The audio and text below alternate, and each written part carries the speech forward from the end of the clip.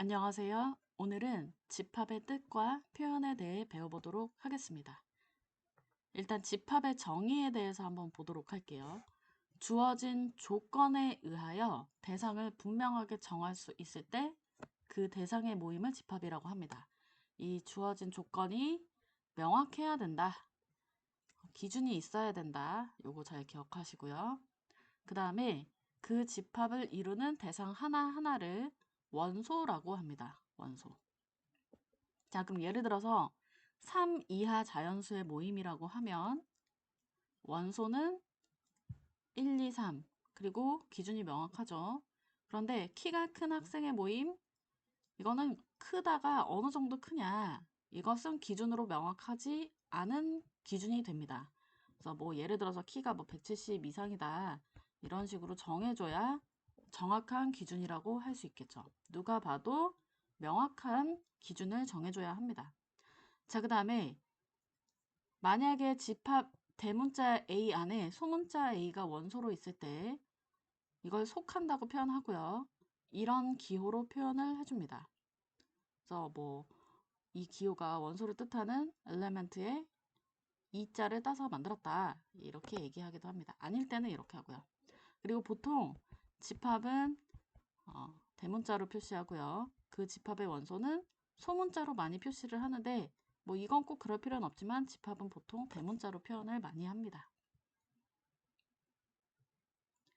자, 그래서 어떤 집합의 특정 조건이 명확하다면 이제 원소를 써줘야 되는데 그 원소를 써주는 방법이 크게 세 가지가 있습니다. 첫 번째, 원소를 그냥 하나하나 직접 다 나열하는 방법이 있습니다. 그 다음, 뭐 원소가 너무 많아 아니면 쓰고 싶지 않아 그럴 때는 조건만 제시하는 방법이 있습니다. 뭐 아까처럼 3 이하의 자연수다 이런 식으로요. 그 다음 3번은 벤 다이어그램이라고 해서 그 그림처럼 나타내는 방법이 있습니다. 이 그램이 그림이라는 뜻이죠. 자, 그러면 예를 한번 들어볼게요. 8의 양의 약수 집합을 대문자 A라고 하라고 합니다. 그러면 8의 약수는 1, 2, 4, 8이잖아요.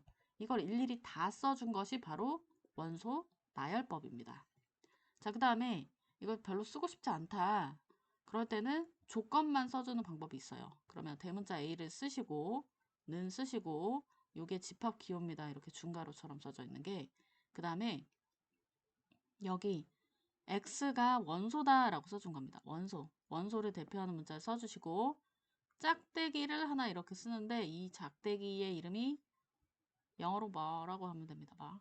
그 다음에 X는 8의 약수 이렇게 조건만 딱 쓰고 다시 중괄호로 닫아서 끝내주시면 집합을 쓰는 방법이 되겠습니다. 자, 그 다음에 원소 나열법에서는 원소와 원소 사이에 이렇게 컴마로 구별을 해주시면 되는데요. 이 벤 다이어그램 한번 볼까요? 벤 다이어그램은 집합을 그리고 나서 동그라미를 그리시고 안에 원소를 써주면 되는데 여기서는 컴마를 쓰지 않습니다. 왜냐? 컴마를 쓰게 되면 컴마까지 원소라는 뜻이 돼버립니다. 그럼 예를 들어서 이렇게 되겠죠. A라는 집합이 1도 있고 2도 있고 4도 있고 8도 있고 컴마도 있고 끝 이렇게. 그러니까 여기서는 컴마조차 쓰지 않는다. 이걸 주의하시기 바랍니다.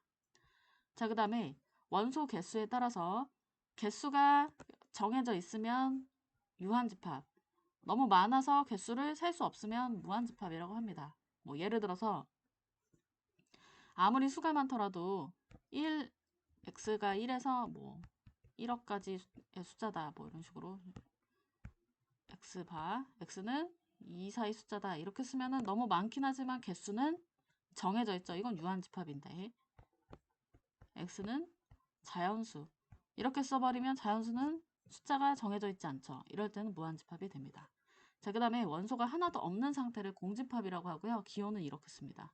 자, 그러면 한번 볼게요. 대문자 A라는 집합이 공집합이라는 걸 표현하고 싶으면 그냥 이렇게 쓰면 됩니다. 근데 만약에 이렇게 쓰면 어떻게 될까요? 이 집합 기호를 쓰고 이렇게 공집합을 쓰잖아요. 공집합 기호 자체가 원소가 됩니다. 자, 예를 들어서 집합의 원소가 될 수 있는 것은 문자도 될 수 있고 숫자도 가능하고 기호도 가능하고 뭐 여러 가지 뭐 그림이라든지 다 가능해요. 그래서 1이라는 원소 넣고 원소와 원소 사이 컴마 쓰시고요. 컴마 자체도 원소가 될 수 있고요. 또 컴마 쓰시고 그 다음에 뭐 하트 문자를 쓰고 컴마 쓰셔도 되고 공집합 기호를 쓰고 또 컴마 쓰고 뭐 대문자에 또 써도 돼요. 자, 그럼 이렇게 쓰면 이게 원소고 이건 원소와 원소를 구별하는 컴마입니다. 이거 원소고요. 이 자체로 또 원소입니다. 그럼 이걸 벤 다이어그램으로 나타내면 1, 하트, 공집합 기호 그 자체 A 이렇게 돼버리는 거예요. 그래서 이런 거 구별을 잘 해주시기 바라겠습니다. 그 다음에 원소의 개수를 쓰는 기호도 이렇게 따로 있는데요. 이 넘버라는 뜻의 n자를 쓰시고 괄호치고 이 안에 집합 자체를 쓰면 됩니다. 집합 쓰고 숫자를 써주면 이게 바로 원소 개수를 나타내는 말이 되겠죠. 자, 그러면 동영상 잠깐 멈춰놓고 9페이지 한번 풀어보세요.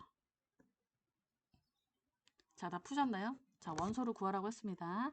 자, 이 집합의 원소는 1, 2, 3, 4가 되겠고요.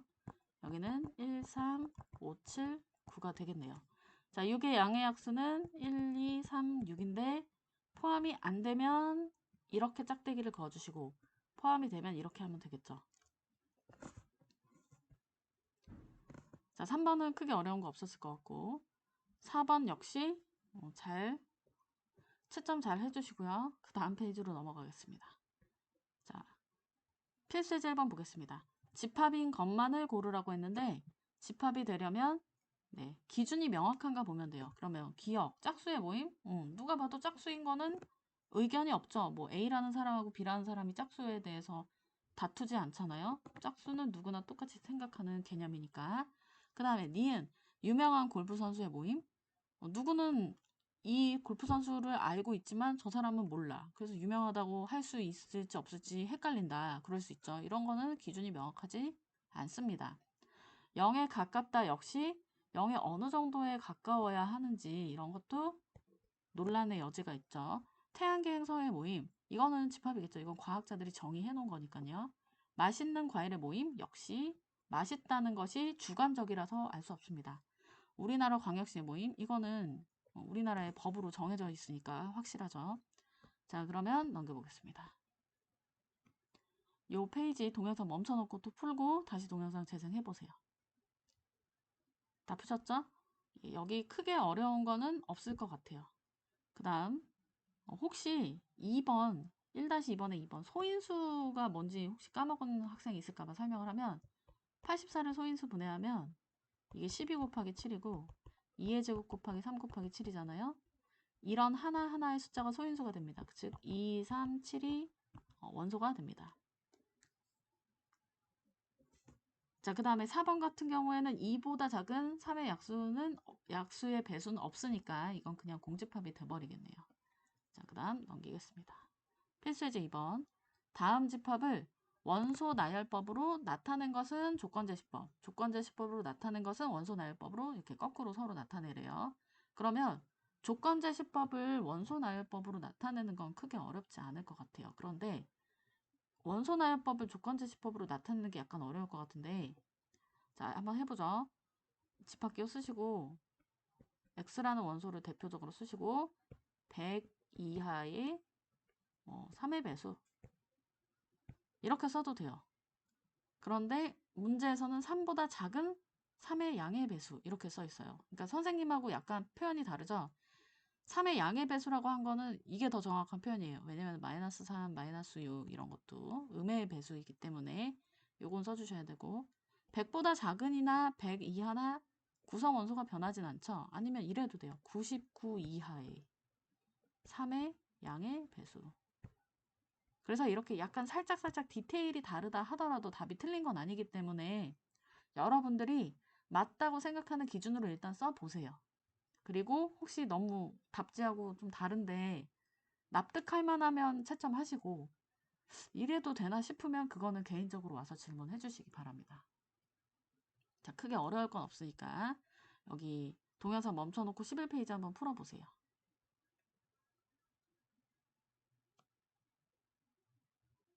자, 다 푸셨죠? 자, 그 2-3번이 바로 그거네요. 그 미묘한 차이, 조건제시법으로 나타낼 때 미묘한 차이가 여러 가지 가능한데 그 중에 맞는 것만 잘 골라라. 이런 문제였습니다. 자, 그 다음 또 넘겨볼게요. 필수예제 3번. 조건 제시법으로 주어진 집합의 원소. 네, 이걸 한번 이제 볼게요.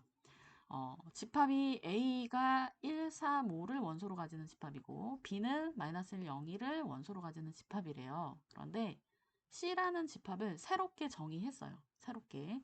어떻게 정의했나 봤더니 대표 원소가 A 더하기 B입니다. 일단 원소는 A와 B를 더해야만 원소가 될 수 있대요. C의 원소가. 자, 그러면 A라는 애는 그럼 정체가 뭐니? 하고 물어봤더니 얘를 기준으로 여기다 설명을 해주고 있는 거죠. 소문자 A는 대문자 A 집합의 원소야. 그리고 B는 대문자 B의 원소야. 이렇게 설명을 해주고 있는 겁니다. 그러니까 우리가 어떤 수를 더해야 되냐면 여기서 하나, 여기서 하나 더해야 되는 거예요. 자, 그러면 이걸 일일이 다 더하는 게 헷갈릴 수 있고 또 중복이 되거나 누실되는 수가 있으면 안 되기 때문에 체계적으로 계산하기 위해서 이용하는 게 보통 표입니다. 자, 표를 이용해서 계산했어요. 자, 얘가 어떻게 했는지 볼게요. 일단 뭐 가로축에다가는 B의 원소를 쭉 쓰고 세로축에는 A의 원소를 쭉 써서 만나는 부분에 더했네요. 더한 거 보이시죠? 자, 그러면 원소를 쓸 때는 중복되는 원소가 있다면 두 번 쓸 필요가 전혀 없습니다. 자, 예를 들어 볼게요. 여기서는 원소가 중복되는 경우가 없었네요. 예를 들어서 뭐 A라는 원소, A라는 집합, X바, X는 스쿨의 스펠을 이루는 알파벳? 이게 지금 말이 되나요? 그러면 A를 원소 나열법으로 쓴다면 S, C, H, O가 두 개지만 하나만 쓰면 된다는 얘기입니다. 둘 다 쓸 필요가 전혀 없어요. 무슨 말인지 아시겠죠? 자, 그러면 이렇게 체계적으로 더한 원소만 여기다 잘 써주면 됩니다. 그 다음에 D라는 집합도 새롭게 정의했네요. 어떻게? A와 B를 곱하라고. A는 대문자 A의 소속이고 B는 대문자 B의 소속이고 체계적으로 표를 이용해서 일일이 곱해주고. 네. 그러니까 이 집합을 새로 정의했다는 요 개념만 정확하게 아시고 넘어가면 되는 부분입니다. 그게 어려울 건 없어요. 자, 그러면 12페이지 풀어보세요. 다 푸셨죠? 풀고 지금 보는 거죠. 3-2번을 보니까 여기만 좀 약간 특이해요. 그런데 뭐 크게 어려울 건 없어요. 체계적으로 그냥 천천히 생각하면 되니까. 여기 A, 뭐 이상한 기호가 있죠. B는 X로 정의했어요. 근데 X는 보통 여기다 이렇게 해도 되는데 이렇게 또 할 수도 있는 거죠. 그러니까 여러 가지 방법을 책에서 보여주고 있는 것 같아요. 이렇게 정의했어도 되는 거예요, 사실은.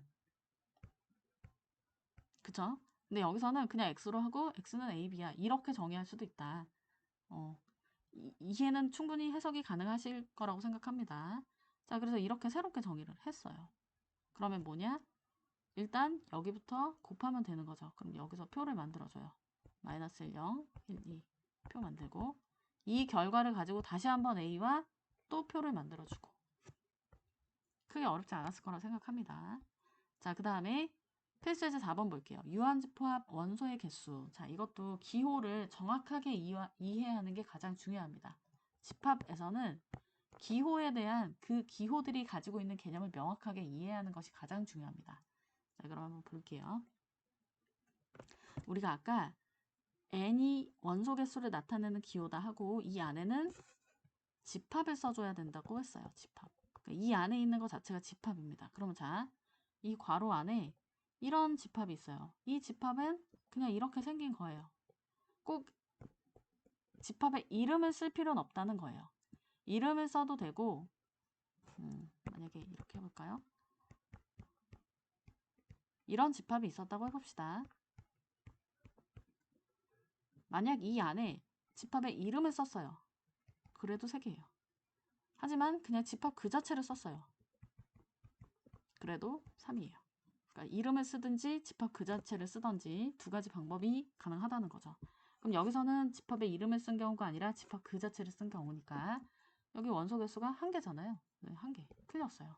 그 다음에 여기는 원소 개수 1개, 여기도 원소 개수 1개, 더해서 2개. 맞습니다. 이거 문제 왜 냈을까요, 이거? 자, 그 다음에 여기 원소 개수 2개, 여기 원소 개수 3개 빼면 마이너스 1. 왜 틀렸네요. 이거는 1에서 낸 것 같아요. 2에서 3, 2에서 3. 원소를 2를 빼고 3을 빼고 남는 게 4네? 그래서 마이너스 4 막 이렇게 헷갈리라고 된 것 같은데 이런 걸로 헷갈려 하시지는 않죠. 네. 자, 그 다음 리을 볼게요. 리을 보면 A라는 집합이 조건 재집합 그 자체로 나와 있기 때문에 우리가 이걸 해석을 해야 될 필요가 있을 것 같아요. 그러면 자, x제곱이 마이너스 3이에요. 근데 우리가 알기로 실수 범위에서 제곱해서 음수되는 경우는 없어요. 그러면 A는 공집합이에요. 그러면 원소 개수가 0개니까 다 맞는 말이죠. 자, 그 다음에 A는 16의 양의 약수 개수 몇 개예요, 이거? 5개죠? 81의 양의 약수 개수 이것도 5개예요. 그러면 얘가 크다는 말은 틀렸습니다. 자, 동영상 멈춰놓고 13페이지 풀어보세요. 다 푸셨죠? 이것도 해석할 크게 어려운 문제 없으니까 넘어가도록 하겠습니다. 오늘은 여기까지 하겠습니다. 감사합니다.